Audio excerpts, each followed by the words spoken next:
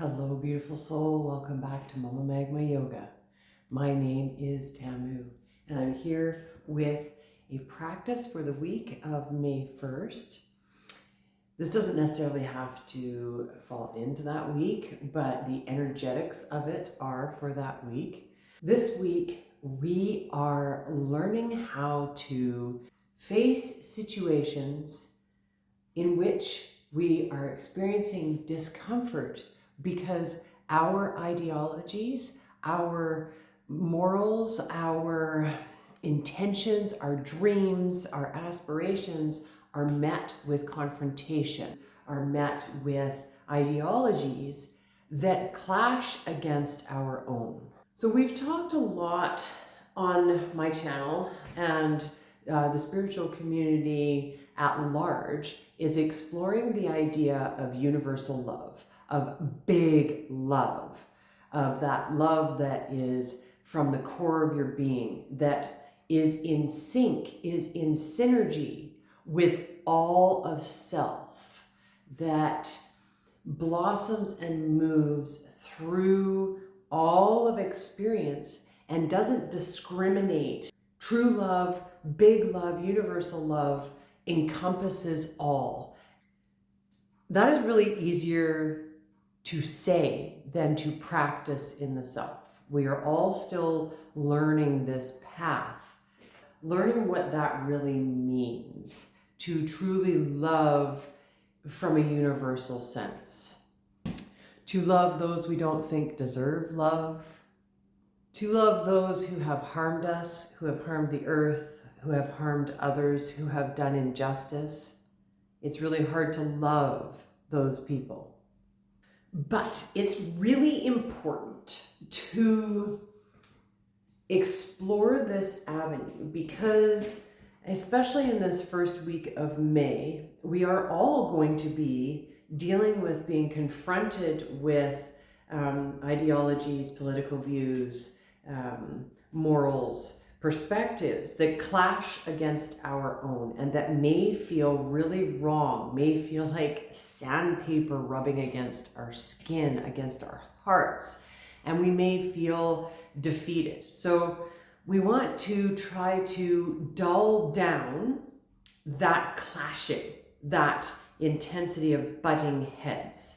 We need to calm that down a little bit, find the aspect of Taurus that is the sense of grounding, a sense of home, a sense of deepening, of being calm. And we want to approach all of these interactions with ahimsa, with non-harming. So instead of lashing out at whatever is confronting us, we're needing to find a different path and practice compassion, practice non-harming, practice gentleness, and practice universal love. So how do we do that? And I know that you're thinking, what about people who commit violent acts against others or against the earth? Are we supposed to stand up for those victims, those people, the planet, situations in which even microaggressions are being committed? And the answer is yes. There is a time and a place for anger to move so that things can shift and so that boundaries can be established really clearly. This week, though, is not one of them. And even in those situations where there needs to be an unleashing of anger and boundaries really need to be established, there also needs to be this space, this big open space of remembering that we're all needing to come from universal love. So this first week of May, how do we practice ahimsa? What we're being asked to do is to come from a place of equanimity. So establishing your own boundaries in yourself, knowing where your boundaries are and respecting those boundaries for yourself first and foremost. Also, really getting clear about your goals, about what you want in life and what you're striving for, and all that that encompasses. How are you going about achieving those goals, and what exactly are they? Are you really clear about what they are? Say you're dealing with a specific person who is determined to be in your face, who wants to tell you what they think, who wants to interject their viewpoint and wants you to conform to their ways of thinking. And you're having to navigate around that. So instead of lashing out at them and telling them where to go and creating more of a confrontation, we're being asked this week to look at that person from a soul level. So see their white noise, see them as white noise. And that white noise just needs to be let to do what it's doing so that it can run its course. So think of it this way. Pretend that you are the big blue sky. Your innermost self is comparable to the sky. And those situations and your thoughts, the noisy thoughts that maybe are committing acts of violence against you, that are telling you that you're not worthy, are telling you that you can't do what you're doing, you know, all of that negative self-talk, as well as external situations, viewing those things that are interrupting your path, that are interrupting your ability to move forward, and that are getting in your way and being really loud and in your face and telling you you're wrong and telling that you aren't doing it right and that you should be doing it this way, whether that's internal or external, trying to look at those things like they are clouds floating across the sky. They will accumulate, they will move around, and then they'll disperse. And you, as the big blue sky, remain the same. The you that is at the core, the you that runs up and down the Sushumna, that comes from source self, you know, source, source, source, the universe, who you are as a galactic being, remains the same, is the same throughout lifetimes. And practicing recognizing who you are at that level, and then seeing the ego for what it is, seeing negative thoughts for what they are, seeing others' distortion, your trauma, your patterns, your behaviors, even this fleshy beingness, as the persona, the filter that they are. So I invite you now to find maybe a comfortable seat, or even just to take a moment to pause. You don't have to sit, you can stand up, you can be in your car, you know, park your car, be even in a mall, sit down somewhere, and just take a moment to tune in, to close your eyes, take that deep breath in, and a long exhale out, and relax the shoulders. Soften through the throat, soften through the jaw.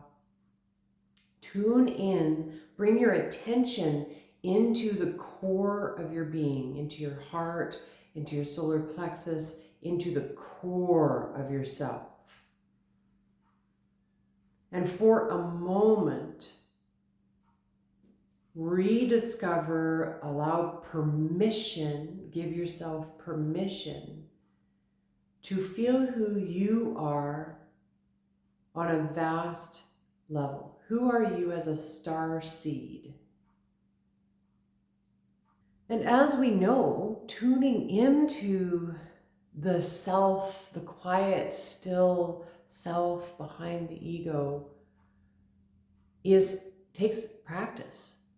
It's easier said than done, and we have to tune into that space regularly. One way that you can tune into that space is spend more time in nature. Get your feet on the ground, surround yourself with trees as much as possible, breathe fresh air, and put away your phone. Put away distractions. Listen to the sound of your breath. Listen to the birds. Maybe lie down on the grass. Lie down on a beach. Listen to the waves crashing against the shore. Take yourself to a space where you can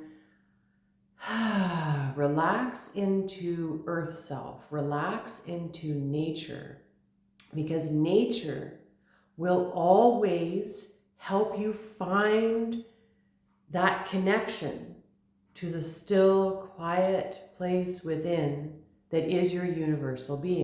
And the more that we tap into that place and we practice tapping into that place when we're triggered, when we're confronted, will help you to know what to do in the situation. Number one, it will help you to know how to respond.